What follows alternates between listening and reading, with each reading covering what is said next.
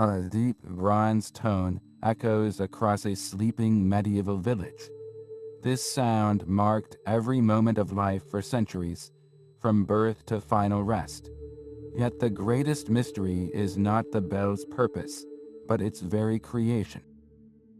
How did medieval craftsmen, with what we see as primitive tools, cast these colossal instruments to sing for so many generations?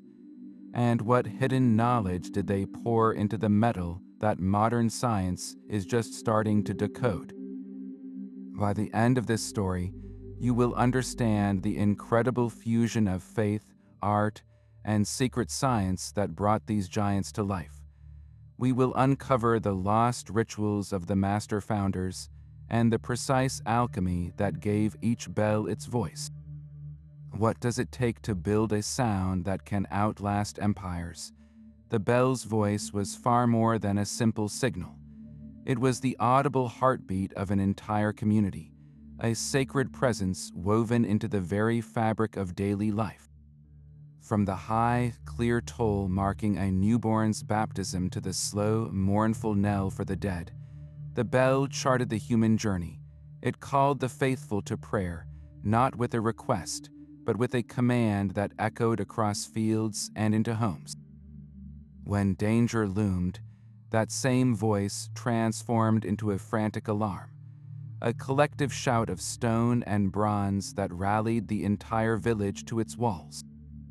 Think of it as the town's one shared, unbreakable connection, a sound that meant you were home, you were safe, you were part of something greater than yourself. This profound connection elevated the bell from a mere object to a divine instrument. Many truly believed they were hearing the voice of God Himself, a spiritual force made tangible through sound waves. The bell consecrated time, turning ordinary days into a rhythm of holy hours. It blessed the seasons, ringing in the harvest festivals and the solemnity of Lent. Because this sound carried such immense weight, the object that created it had to be perfect. A cracked bell or a dissonant tone was not just a mechanical failure. It was an omen, a sign of a community falling out of favor. This is why the creation of a new bell was treated with the gravity of a religious rite. The casting process was not merely a technical procedure. It was the dangerous and mystical act of giving a voice to God, and the entire village knew their spiritual and physical safety depended on its success. This mysterious act of creation rested in the hands of a single, almost mythical figure. The master bellfounder was a solitary traveler, a man who arrived in a town with little more than his tools and a head full of secrets. To the villagers, he was more than a craftsman. He was a metallurgist who understood the soul of metal, a sculptor who shaped sound from empty space, and a mystic who performed rituals that bordered on alchemy. His arrival was a major event, sparking a mixture of hope, fear, and awe. Could this stranger successfully capture the voice of their community in bronze? His work was so vital and so mysterious that he was seen as someone who literally wrestled with divine forces. The founder did not just make a bell.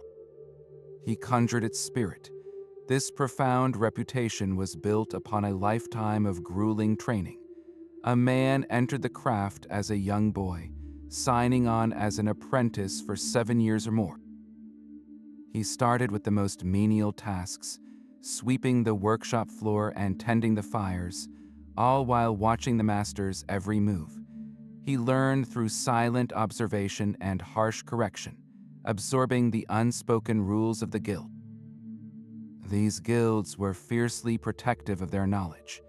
The perfect clay mixture for the mold, the precise composition of the bronze alloy, the secret prayers whispered into the molten metal, these were all guarded treasures, passed only from master to a trusted successor.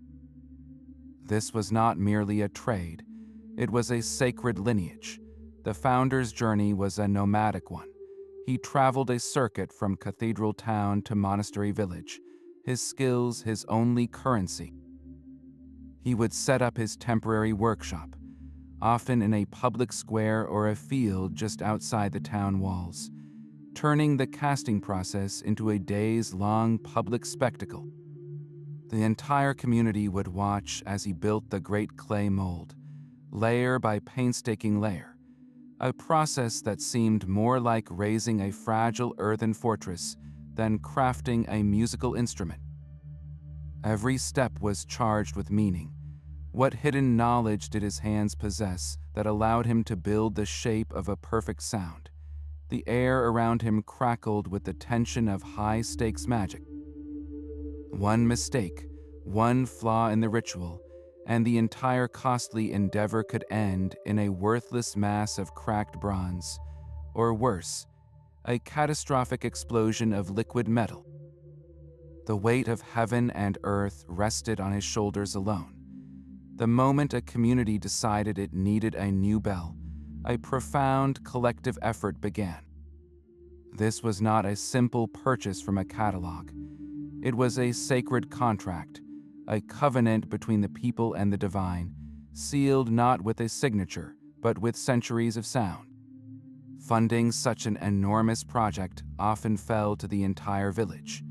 Every family, from the wealthiest landowner to the poorest farmer, was expected to contribute what they could.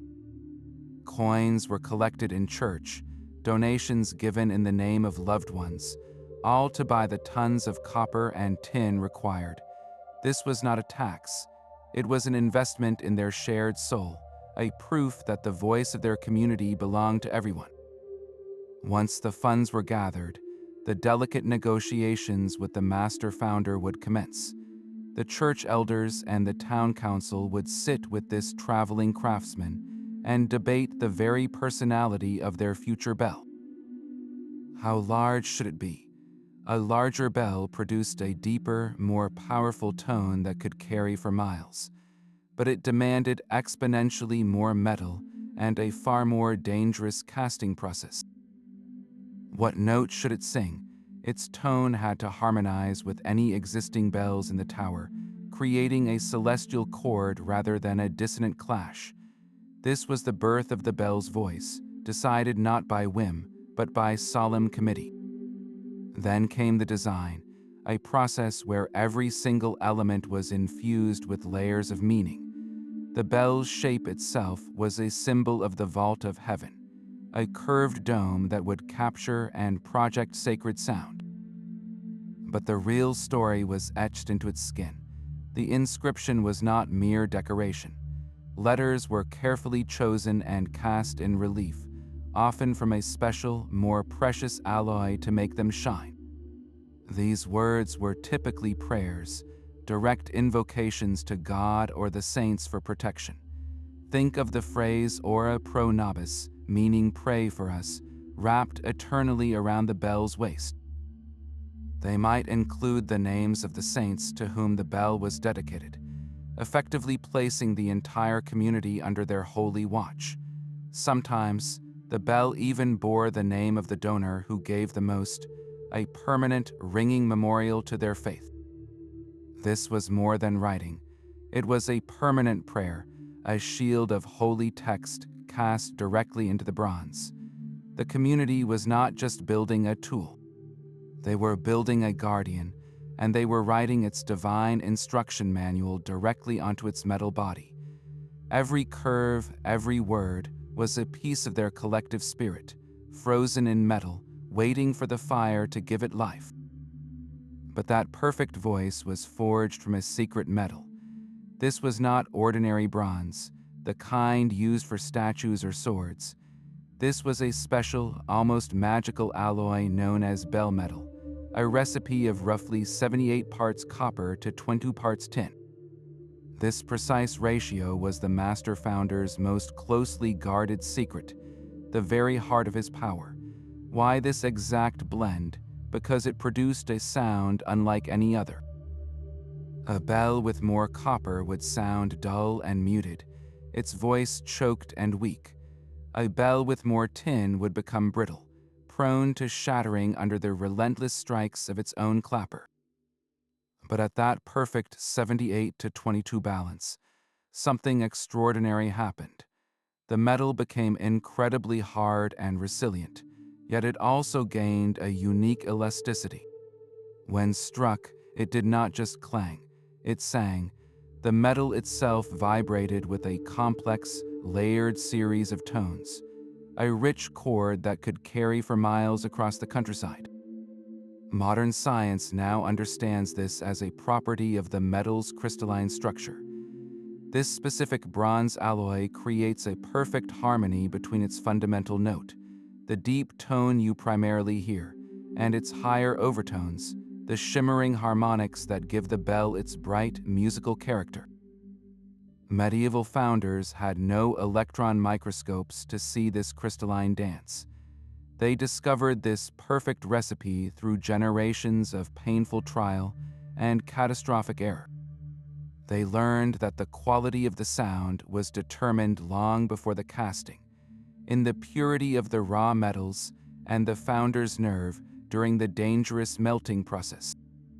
He had to judge the molten metal's readiness by its color and flow, a skill born only of experience. The creation of bell metal was a high-stakes alchemy, a ritual where the founder transformed base earth into a vessel for a divine voice. So much depended on this fragile, fiery moment. The entire community had invested their hopes and their wealth into this single alloy. What would happen if the founder's judgment failed and the metal proved flawed? Securing the tons of metal for a single bell was a monumental undertaking in itself. This was not a simple trip to a local market. The copper and tin had to be sourced from specialized mines, often hundreds of miles away, and their journey to the workshop was a saga of logistics and immense cost. Just picture the effort involved in transporting multiple wagon loads of raw ore over rutted medieval tracks, facing the constant threats of bandits, bad weather, and broken axles. The sheer expense of this operation could financially cripple a small town for years. This was the ultimate test of a community's commitment, a tangible sacrifice made for a voice they would not hear for many months. Yet, for the medieval mind, these metals were far more than just commodities. They were substances imbued with cosmic power. The founders and the clergy saw a deeper, symbolic resonance in the materials they were about to fuse.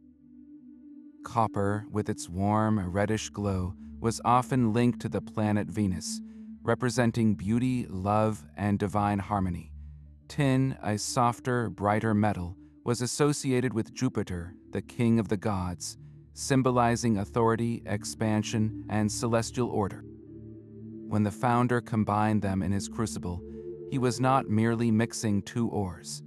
In his eyes, he was performing a cosmic marriage.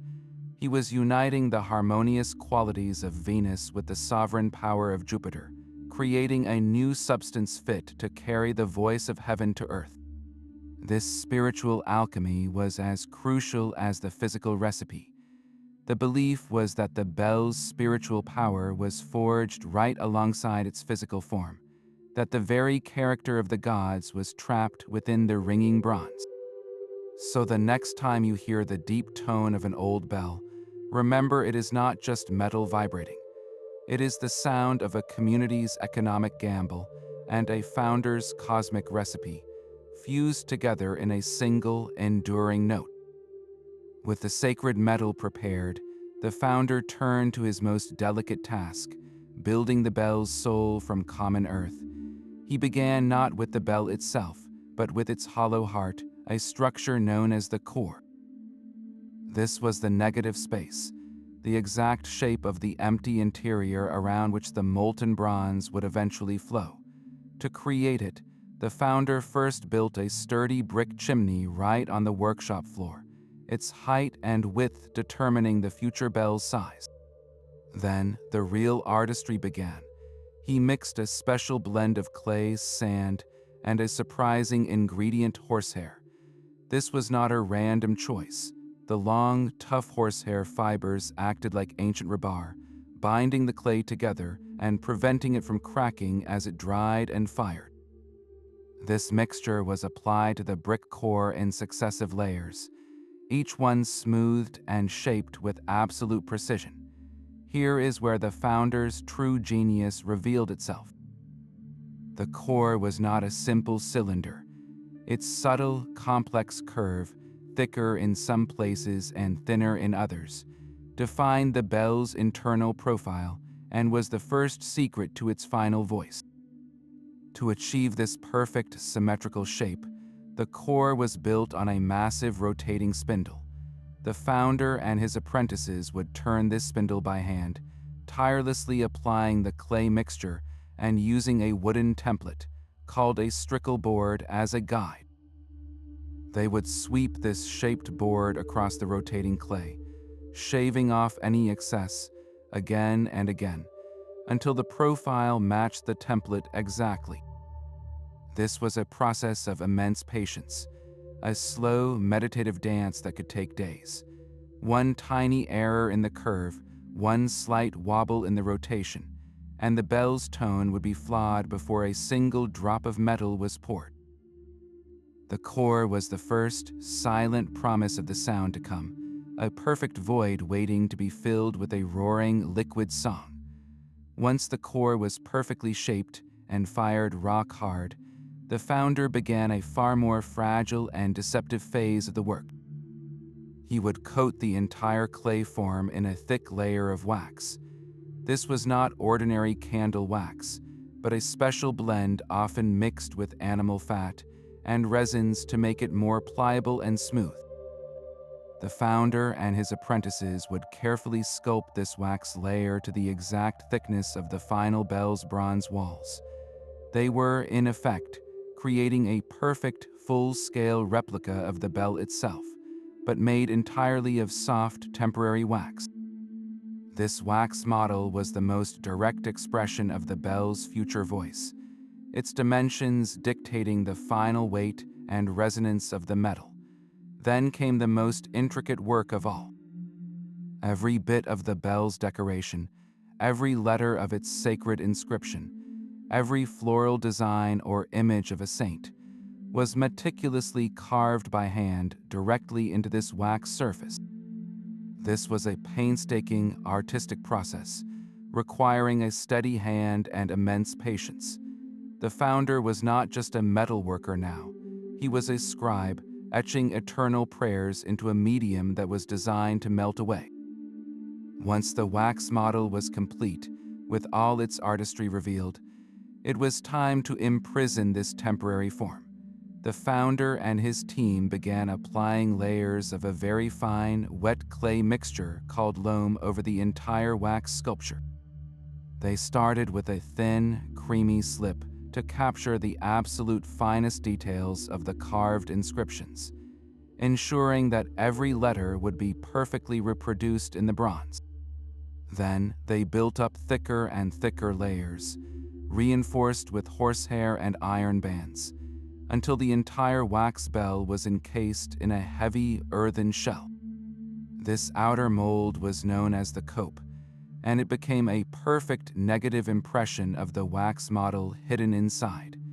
Think of it like making a complex sculpture with plaster of Paris. You have your original model, you cover it in plaster to create a mold, and then you break the mold to reveal the cast replica inside. In this case, the wax was the original model, and the cope was the plaster mold. But here, the founder faced a breathtaking risk. His beautiful, detailed wax original was still trapped inside this clay tomb, and the only way to retrieve the final bronze bell was to destroy the wax completely. The wax model now lay entombed within its clay shell, a silent secret waiting for the fire. But before that fire could be unleashed, it needed a home. The creation of the casting furnace was itself a monumental feat of engineering. This was not a small, contained oven. It was a temporary cathedral of fire, a massive brick and clay structure often built right in the public square, its gaping mouth pointed directly at the waiting mold. The sheer scale of this furnace was staggering, designed to hold a ceramic crucible containing thousands of pounds of bronze. And to feed this beast required an almost endless supply of fuel. Teams of laborers would spend days stacking mountains of high-quality charcoal, a fortune in combustible material, all to be consumed in a single, furious inferno. The air would grow thick with the smell of burning wood and the tense anticipation of the crowd. This was the point of no return. All the weeks of meticulous work, the careful carving, the sacred inscriptions, everything now depended on the raw, violent power of heat. The furnace was the engine of transformation, the brutal force that would turn solid metal into a shimmering, liquid river. But that river would not flow without a mighty wind. To reach the impossible temperatures needed to melt bronze, the founder relied on a giant set of bellows. These were not small hand-held tools.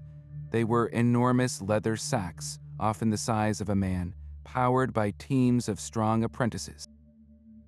These men would work in shifts, pulling and pushing great wooden levers with a relentless, rhythmic groan.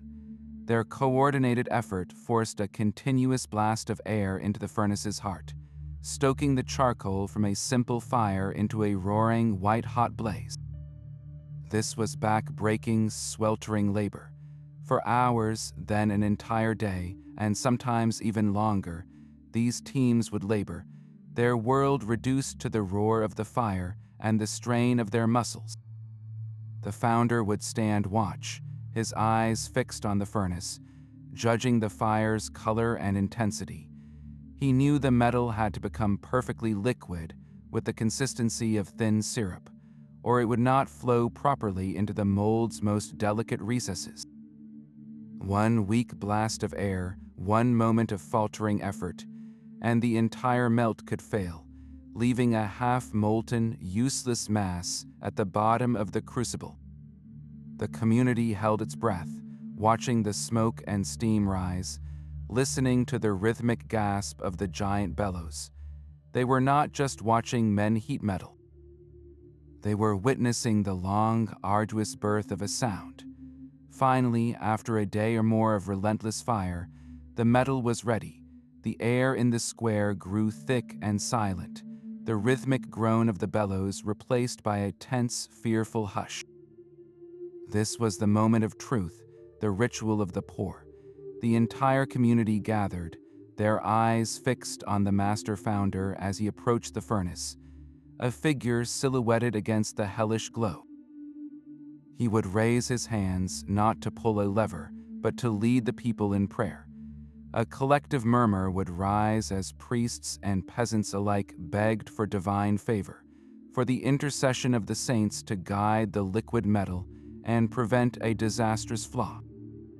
The founder himself would often trace the sign of the cross over the crucible, a final plea for protection before commanding his crew. Then, with a sharp tool, he would tap the clay plug sealing the furnace. A brilliant, white-hot stream of liquid bronze would gush out, flowing like a miniature sun into a prepared channel of packed sand that led directly to the mouth of the mold, which was buried deep in a casting pit for safety. The sight was both terrifying and sublime. This was not just an industrial procedure. It was a sacred river, a cascade of answered prayers and collective hope, flowing into the earthen womb that held the bell's fragile form. For several agonizing minutes, the only sound was the hiss and roar of the molten metal. Everyone watched, hearts in their throats, as the last of the bronze disappeared into the ground. Would it fill every crevice, capturing every sacred word carved in the wax? Or would a hidden flaw in the mold cause a rupture, wasting all their effort and faith in a single, catastrophic failure? The answer was now buried, cooling in the earth, a secret that would not be revealed for days. The roar of the furnace was gone, replaced by a deep and unnerving silence. For days, sometimes even weeks, the newly cast bell lay buried in its earthen tomb, a colossal secret slowly cooling in the dark.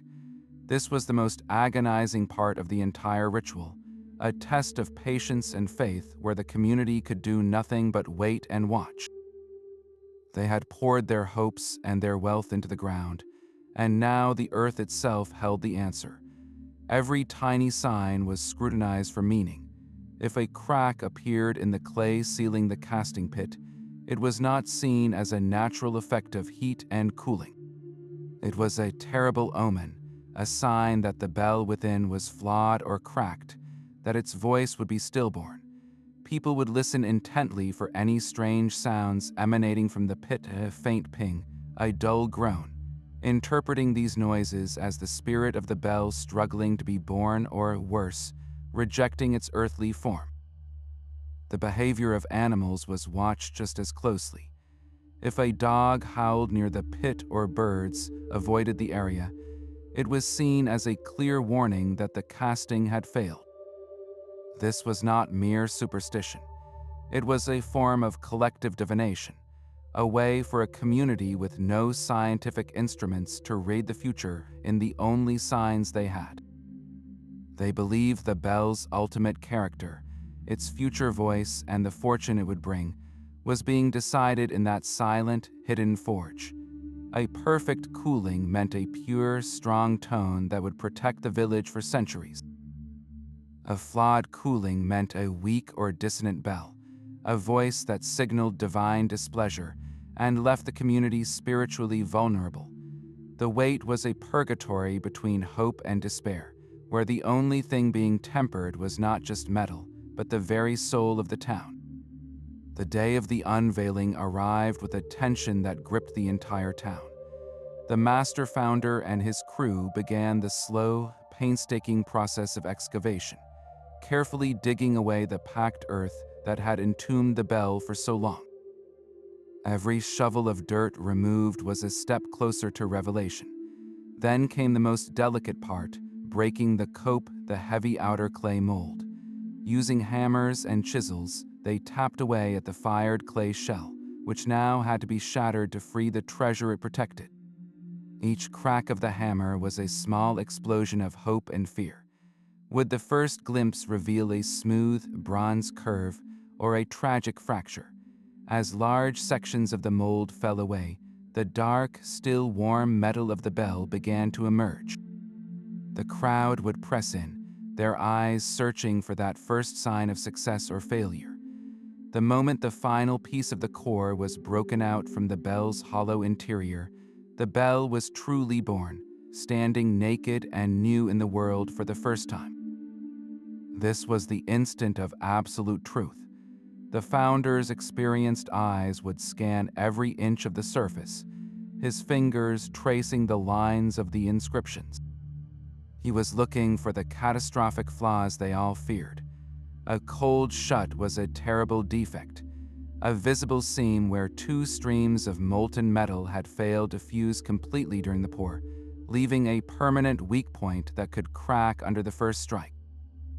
A misrun was even more heartbreaking, a section of the bell that the metal never reached, leaving a gaping hole in the wall and rendering the entire casting useless. To see months of labor and a town's collective sacrifice ruined by such a flaw was a crushing disaster, an omen of divine displeasure that could haunt a community for years. But if the bronze was smooth, the inscriptions sharp, and the form whole, the relief was a physical force, a wave of collective joy that washed through the square. The bell was perfect.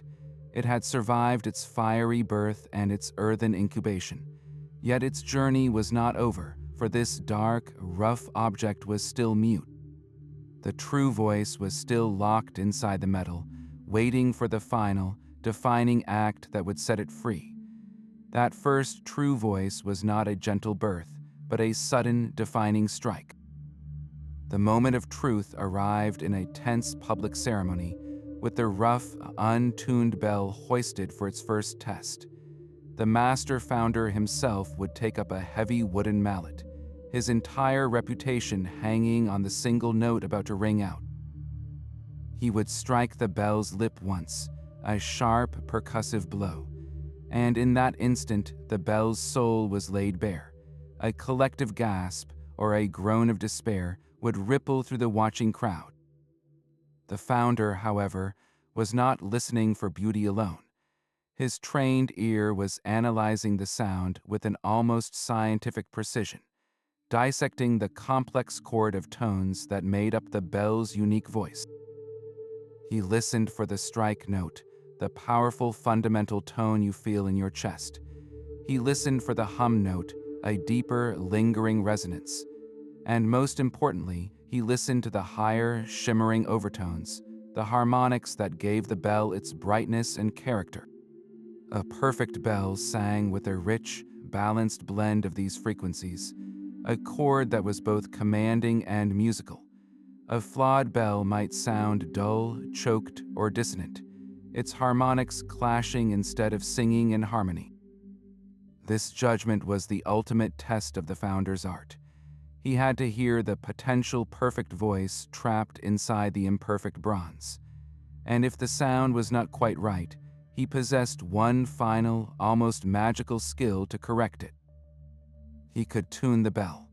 This was not done by adding anything, but by the terrifyingly precise act of removal. Using a sharp lathe-like tool, the founder would carefully shave minute amounts of metal from the bell's inner surface. Shaving metal from the thickest part of the wall, near the lip, would lower the bell's fundamental pitch. Shaving from a thinner, higher section could adjust a specific, troublesome overtone. This was work of unbelievable delicacy. Remove too much metal from one spot, and the harmonic balance would be permanently destroyed, leaving the bell's voice thin and weak. It was a process of listening, shaving, and listening again, a slow, meditative dance that could take days. This ability to hear a bell's true potential and then carve it into existence was what separated a true master from a mere craftsman. He was not just a metal worker. He was a musician tuning an instrument that weighed thousands of pounds, using a chisel to compose a sound that would echo for 1,000 years. Yet even a perfectly tuned bell was still just a metal object. Its true transformation into a sacred being required a final spiritual act, a ritual as profound as the casting itself. This was the bell's consecration, a ceremony that mirrored the baptism of a human soul into the Christian faith. The entire community would gather once more, not in a public square filled with smoke and tension, but within the solemn quiet of the church. The bell, now cleaned and polished, would be suspended near the altar, treated not as a tool, but as a candidate for a holy life. The bishop or a senior priest would lead the rite, beginning with a series of powerful prayers and exorcisms. They were not driving evil out of the bell itself, but rather cleansing it of any worldly taint, purifying the metals so it could become a worthy vessel for divine work. Think of it as a spiritual fumigation, preparing a clean slate for a sacred purpose. Then came the most intimate part of the ritual, the anointing. The priest would take holy oil, the same chrism used to anoint kings and at confirmations, and he would trace the sign of the cross upon the bell's cold surface. He would anoint the outside of the bell in 4 places, and then the inside, each touch of the oil a symbolic infusion of the Holy Spirit. This was the moment the bell received its spiritual life. Following this, the bell was washed with water, a clear echo of the baptismal font, and then censed with fragrant smoke from a thurible, surrounding it in a cloud of prayer. Finally, the bell was given a name, just like a person. It might be named after a saint, like Saint Peter or Saint Anne, or after a holy concept, like Salvator, meaning Savior, or Consolatrix, meaning Comforter. This naming was not a formality. It was an adoption, placing the bell under the direct patronage and protection of that saint. and in turn, placing the entire community under the bell's newly sanctified care. From that moment on, the bell was no longer a thing. It was a baptized member of the church, a holy person made of bronze, whose voice was now the official, authorized voice of heaven on earth. This belief in its spiritual power was absolute. When a consecrated bell rang during a thunderstorm, people did not just hope it would help. They believed its sacred voice created a protective dome over the village, physically pushing back the demons they thought were riding the lightning. It was a guardian, its sound a tangible shield forged in ritual and faith. But the bell's consecration was only half the battle. Now came the terrifying physics of lifting this baptized giant in the sky. A bell weighing thousands of pounds had to be raised hundreds of feet, navigating fragile stone architecture with nothing but rope, wood, and human courage. The first step was constructing a massive wooden gantry, a temporary skeletal tower built right against the church wall. This framework held the complex pulley systems that would multiply the strength of the pulling teams. These pulleys, or block and tackle, were engineering marvels in their own right. Their grooved wheels and thick hemp ropes capable of redirecting immense forces. The entire village became a single organism for this task. Teams of the strongest men would take their positions on long ropes called hayards, their hands ready to pull in unison. The master founder or a seasoned foreman would direct the operation from a high vantage point, his voice calling out the rhythm. Heave, hold, heave, the command was everything. A single moment of miscommunication, a rope slipping from a sweaty palm, or a wooden block splintering under the strain could send the bell plummeting. Such a fall would not just shatter the sacred bronze into a million pieces. It could crash through the church roof, crush the stonework below, and kill anyone standing too close. This was a dance with death, performed for the glory of God. The ascent was agonizingly slow. Inch by inch, the bell would rise, swaying slightly in the air, its dark mass a stark shadow against the sky. The crowd below would watch in a hushed silence, their necks craned, their prayers silent and fervent. Every groan of the timber, every creak of the rope was a potential herald of disaster. The final, most delicate maneuver was threading the bell through the belfry opening.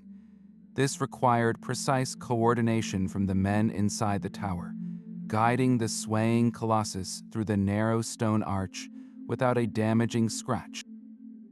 When the bell finally settled onto its massive oak headstock inside the tower, a collective roar of relief and triumph would erupt from the village. The danger had passed. Their guardian was home. The celebration that night would be legendary, with feasting, music, and a profound sense of communal achievement. They had not just installed a bell. They had lifted a piece of their own soul to the heavens, where it would now watch over them for centuries to come. Now, that voice in the sky had to learn how to speak. The newly consecrated bell did not simply ring at random. It communicated through a complex and precise language, a code of sounds that every person, from the smallest child to the oldest elder, understood instinctively. This was the community's first and most reliable form of mass communication, an auditory newspaper that broadcast news across the entire landscape. The most common voice was the call to prayer. This was not a single lazy chime. For the daily offices, the bell would ring in a steady, rhythmic pattern, a series of measured strikes known as the toll. The number of tolls and their pace told you exactly which service was about to begin. A faster, more urgent sequence might signal the principal mass of the day, while a slower, more solemn rhythm could mark the evening prayers of compline. But the bell's vocabulary extended far beyond the church walls.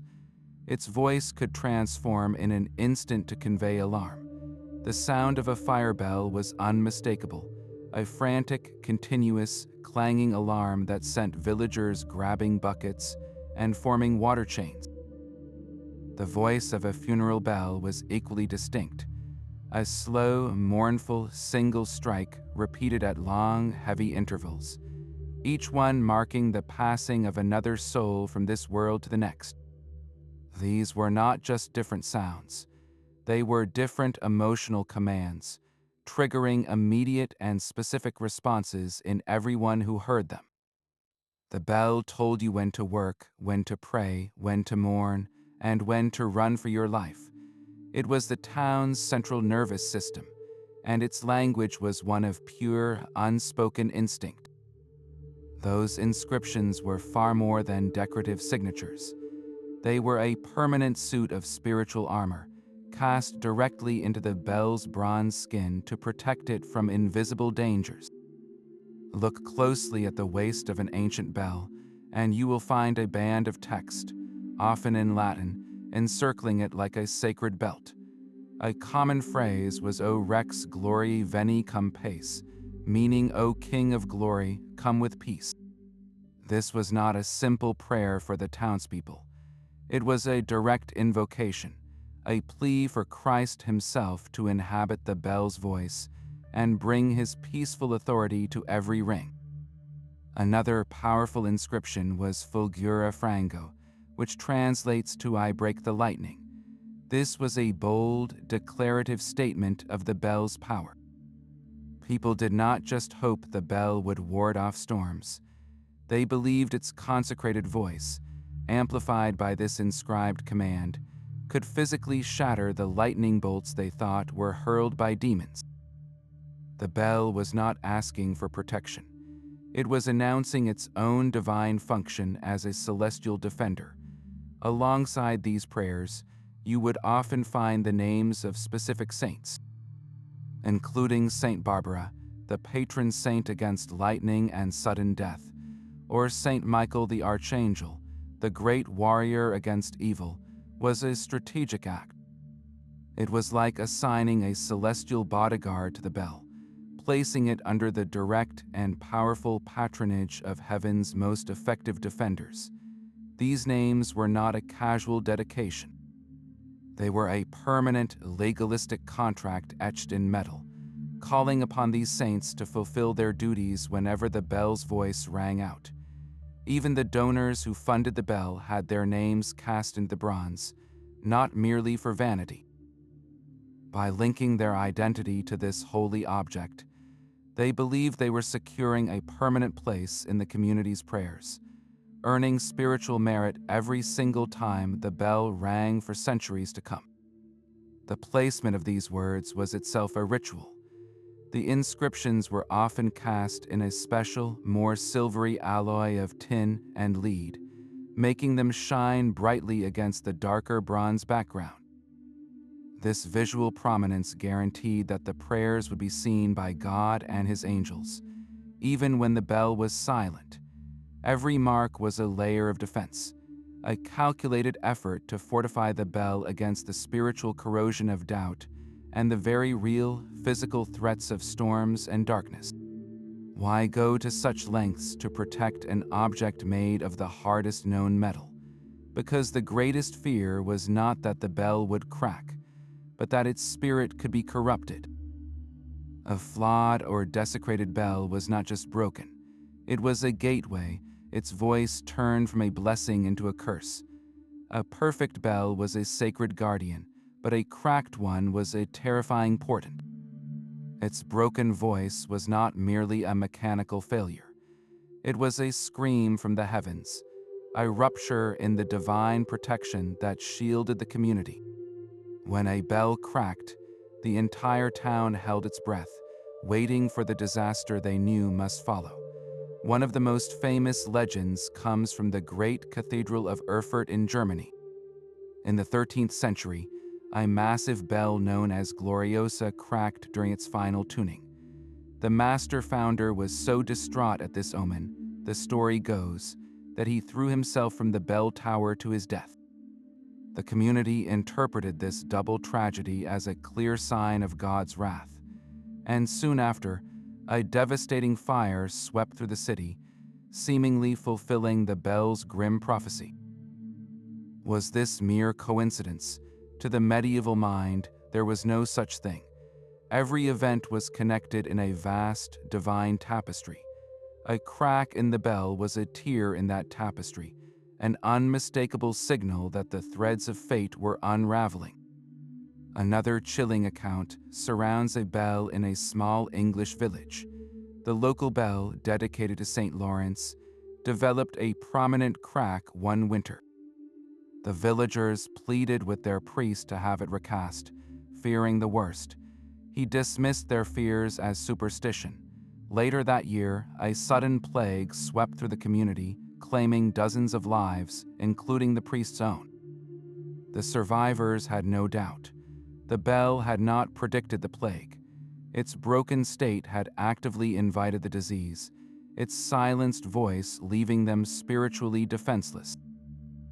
This belief was so powerful that a cracked bell was often treated as a cursed object. It could not be simply melted down and recast like ordinary metal. Many believed its flawed spirit would carry over into the new casting, dooming the replacement from the start.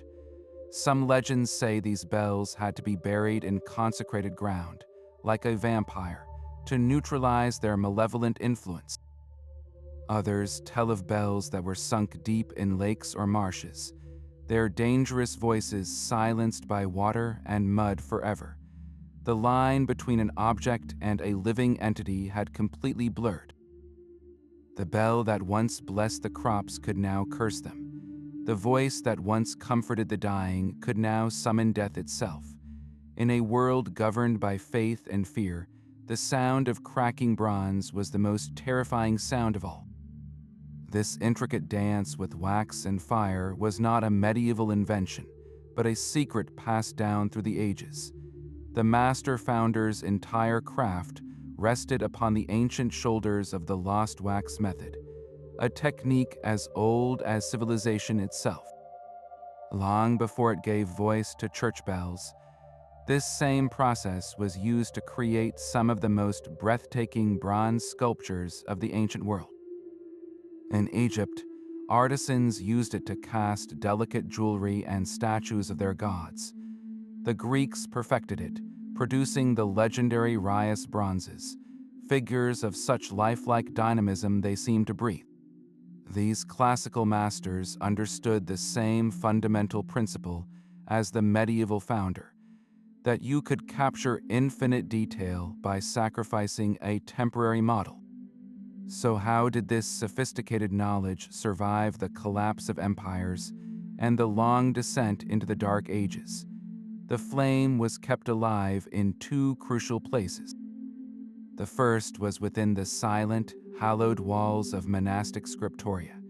Here, monks painstakingly copied not only religious texts, but also the surviving works of Roman engineers and Greek natural philosophers. These manuscripts, often the only repositories of technical knowledge in a world of turmoil, preserved the theoretical principles of metallurgy and casting. The second, more practical school was the itinerant metalworkers' guild. These craftsmen formed a living, breathing library of technique. Their knowledge was not written down in books, but in muscle memory and oral tradition. A master would teach his apprentice the feel of the right clay mix, the sound of properly tempered metal, and the prayers to say over the wax, ensuring the chain of practical skill remained unbroken for over 1,000 years. The medieval bellfounders stood at the confluence of these two mighty rivers, the scholarly and the practical, merging ancient wisdom with sacred purpose to create a sound meant to outlast time itself. The master founder stood at his furnace, a figure not unlike the alchemist in his hidden laboratory. Both were masters of transformation, wielding fire as their primary tool to transmute the mundane into the miraculous. Where the alchemist sought to turn lead into gold, the bellfounder pursued a different yet equally magical perfection. His goal was to transmute common ores of copper and tin into a substance that could capture and project the human soul. The legendary philosopher's stone was said to grant immortality and perfect matter. In a very real sense, the bellfounder had found his own. That perfect 78-22 bronze alloy was his philosopher's stone. It was the elusive recipe that turned a silent, heavy mass into a living, breathing voice with the power to outlast generations. Think about the parallels. Both processes were shrouded in secrecy, their core formulas passed only to the initiated. Both required a series of precise, ritualized steps where a single mistake could ruin everything. And both culminated in a sublime moment of creation pulled from the heart of the fire. The alchemist watched his crucible for a color change, a sign of successful transmutation. The founder watched his for the exact shade of flowing liquid that promised a perfect ring. The resonant, golden sound he sought was not a metaphor. It was the tangible proof of his successful alchemy, the audible gold he produced from base earth. This was not merely a craft. It was a spiritual metallurgy. The fire purified the metal of its imperfections, just as ritual purified the bell of its worldly taint. The founder was not just a craftsman. He was an alchemist of sound, and his great bronze bells were the ultimate proof of his art. Centuries of legend and written records meet their ultimate test in the cold, hard reality of the soil. When archaeologists began carefully excavating the grounds around ancient European churches, they were not looking for treasure. They were searching for the scars left by fire and ambition, the physical proof of those epic public castings. And they found it. Just beyond the churchyard walls, they often uncover a distinct circular stain in the earth, a ghostly imprint filled with a unique mix of charcoal, fired clay, and droplets of bronze. This is the casting pit, the very womb where a bell was born. Finding one of these pits is like stumbling upon a stage long after the play has ended. The evidence left behind tells a raw, unvarnished story, free from the polish of history. The sheer volume of charcoal fragments speaks to the immense, voracious appetite of the furnace. Buried within the soil, they often find crucible shards, the broken ceramic cups that held the molten metal, their interiors still glazed with a thin, greenish film of bronze. And then there are the sprues, the ugly, twisted lumps of bronze that solidified in the channels leading to the mold. These were not meant to be saved. They are the waste products of the miracle, cut off and discarded once the bell cooled. Yet to an archaeologist, this waste is priceless. Analyzing the metal in these sprues reveals the exact composition of the alloy, confirming the secret recipes the founders guarded so closely. Sometimes, the soil reveals a more tragic story, the fragments of a bell that failed. A piece of the lip, perhaps, with a clear, cold shut seam where the metal never fused. Or a section of the waist, beautifully inscribed with a saint's name, that cracked under the strain of cooling. These broken ghosts are perhaps the most telling finds of all. They are proof of the immense risk, the tangible remains of a community's heartbreak and a master's humiliation. They silently testify that the process was as perilous as the chronicles claimed, that for every bell that sang, another may have died a silent death in the earth. This physical evidence does more than just confirm old stories. It sometimes appends them. The placement of these pits, for instance, often contradicts the romantic image of a casting in the main town square. Many are found in secluded areas, away from the center of town. This suggests the process was sometimes considered too dangerous, too spiritually volatile, for such a public spectacle. The founders may have required a buffer of space, not just for safety from exploding molds, but to contain the powerful, unpredictable magic they were unleashing. Each shard of fired clay, each droplet of spilled bronze, is a single word in a long-lost language of craft, waiting to be read. The secrets locked inside these ancient bronze giants are now being heard for the very first time, not by the human ear, but by the silent gaze of advanced machines.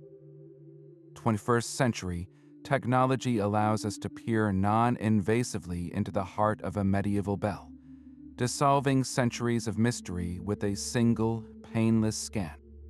One of the most powerful tools is a technique called X-ray fluorescence. A scientist simply points a handheld device at the bell, and it beams harmless X-rays into the metal. These rays excite the atoms within the alloy, causing them to fluoresce or glow with a unique signature. By reading this atomic glow, the device can reveal the bell's exact chemical recipe, down to the fraction of a percent. We are no longer guessing at the founder's secret formula. We are reading it directly from the bronze. This has led to a stunning discovery. The best-sounding bells, the ones with the most legendary voices, consistently show that perfect 78-22 ratio of copper to tin. But the analysis goes deeper, finding trace amounts of other elements like lead, arsenic, and antimony. These were not accidental impurities. They were fingerprints of the specific ores the founder used, clues that can trace the bell's metal back to a particular mine in a distant mountain range. It is like finding the original ingredient list for a master chef's lost recipe, confirming that the legends of their alchemical precision were true. Yet the composition is only half the story. The true magic of a bell's voice lies in its hidden anatomy, the internal crystalline structure forged during its fiery birth and slow cooling. To see this, researchers use a form of acoustic imaging, essentially giving the bell a sophisticated sonic medical scan. They tap the bell gently and use an array of sensitive microphones to map how the sound waves travel through the metal. This creates a vivid picture of the bell's internal landscape, revealing its grain structure, the size and alignment of the metal crystals. A bell with a fine, even grain sings with a clear, pure tone. One with a coarse or irregular structure will sound dull and lifeless, its voice muddled by internal dissonance. This technology has even detected the ghost of the founder's final tuning work. By analyzing the subtle variations in wall thickness, the scans can sometimes reveal the precise, spiral patterns left by his scraping tool, the very paths he carved to perfect the bell's harmonics. These are the secrets the founders themselves could never see. They felt the right curve, they heard the perfect note, but they worked in a world of fire and intuition. Now, for the first time, we can witness the physical masterpiece their artistry left behind. A perfect marriage of form and sound, frozen in metal for 1,000 years. These ancient bronze survivors carry more than just sound. They hold entire histories within their curved walls, each crack and inscription a chapter from a forgotten time. Take the Lullusglock, hanging in a German monastery, a bell so old it seems to breathe the dust of the early Middle Ages. Cast around the year 1000, it is one of the oldest dated bells in all of Europe. Its voice is no longer clear, worn down by 1,000 years of storms and sunrises, but its simple, stark form speaks volumes. The legend says it was founded by Saint Lullus himself, an archbishop who walked the land when Europe was a patchwork of warring tribes and fledgling kingdoms. To hear its faint ring is to hear an echo from the very dawn of the Holy Roman Empire, a time when the Church's authority was forged in wilderness and prayer. Its survival is a miracle in itself, having endured wars, fires, and the simple neglect of centuries. Why did this one bell endure when so many others were melted down for cannon or recast into modern shapes? Perhaps its sheer age granted it a kind of sacred immunity, making it too precious to destroy. Then there is England's Great Tom of Christchurch, a bell with a personality as large as its colossal frame.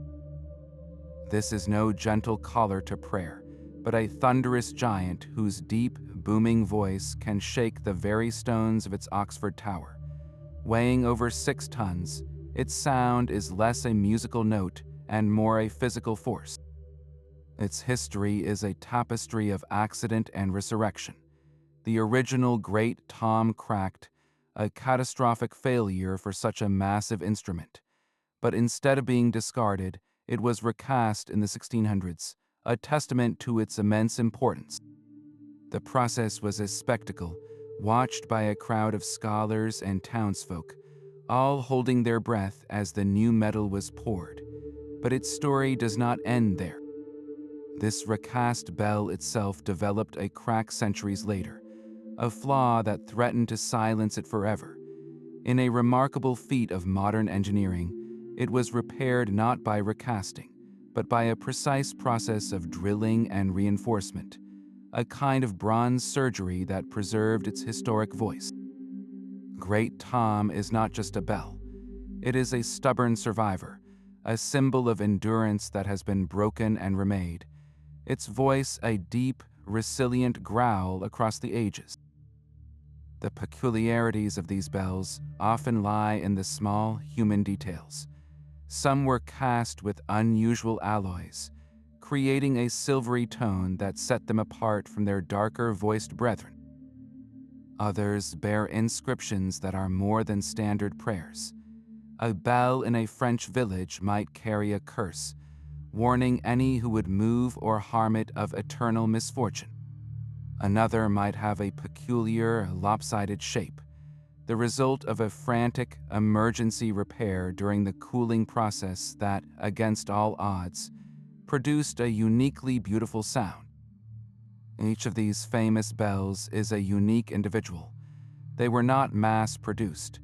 The Lullisglock is a relic from a simpler, more austere time. Great Tom is a boisterous aristocrat from the Age of Reason. They each tell a different story about the people who made them and the communities that cherished them. To stand before one is to feel the weight of all those years, to hear the whispers of the countless souls who once looked to its voice for comfort, for warning, and for hope. What other secrets might these metal sentinels be guarding, just waiting for the right question to be asked? Despite our advanced scans and scientific understanding, the medieval bellfounders' craft still guards profound secrets. How could these masters achieve such stunning consistency in their bronze alloy, batch after batch, without a single chemical scale or spectrometer? They judged the molten metal by its color and flow, a skill passed down through touch and intuition. Yet the resulting bells often match a perfect 78:22 ratio with a precision that baffles modern engineers. Were there secret ingredients, forgotten components added to the melt that gave the metal its unique crystalline voice? Some researchers speculate that trace elements from original ores, or even organic materials like bone ash thrown into the crucible, may have altered the metal's grain structure in ways we are only beginning to comprehend. This leads to the most tantalizing mystery of all. Why do the best medieval bells possess a sonic richness, a warm, complex tone that even the most sophisticated digital modeling struggles to perfectly replicate? It suggests a lost art that went beyond the simple recipe.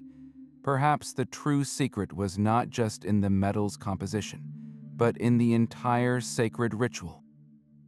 The slow, prayer-filled drying of the mold, the specific rhythm of the cooling process in its earthen tomb, the precise angle of the founder's final scrape during tuning, these were all variables that modern industry has streamlined away. We can reproduce the shape and the alloy, but can we ever recapture the spiritual intention, the belief that they were not just making a musical instrument, but breathing a soul into bronze? The greatest mystery may not be in the metal itself, but in the unwavering faith that forged it. That final, resonant tone is the sound of an entire worldview made solid. It is the echo of 1,000 hands, from the miner who dug the ore to the child who dropped a single coin into the collection, all fused into one enduring voice. The medieval bell is perhaps the perfect symbol of its age, a breathtaking fusion of raw faith and resilient community, of intuitive art and hard-won science. It was not built in a vacuum. It was born from the alchemy of a village's collective hope, the secret knowledge of a nomadic founder, and the sacred rituals of the church. Earth, air, fire, and metal were woven together in a public drama of creation, all to give a spiritual idea a physical form that could ring out for centuries. This was not merely manufacturing. It was a profound act of shared belief, a testament to a time when people believed they could literally build a connection to the divine and hang it high in a tower for all to hear. That connection still hangs there today. The next time you are walking through an old town square or passing by a centuries-old church, pause for a moment and listen. If you are lucky, you might hear it. That deep bronze voice cutting through the modern noise is not a relic. It is a living echo.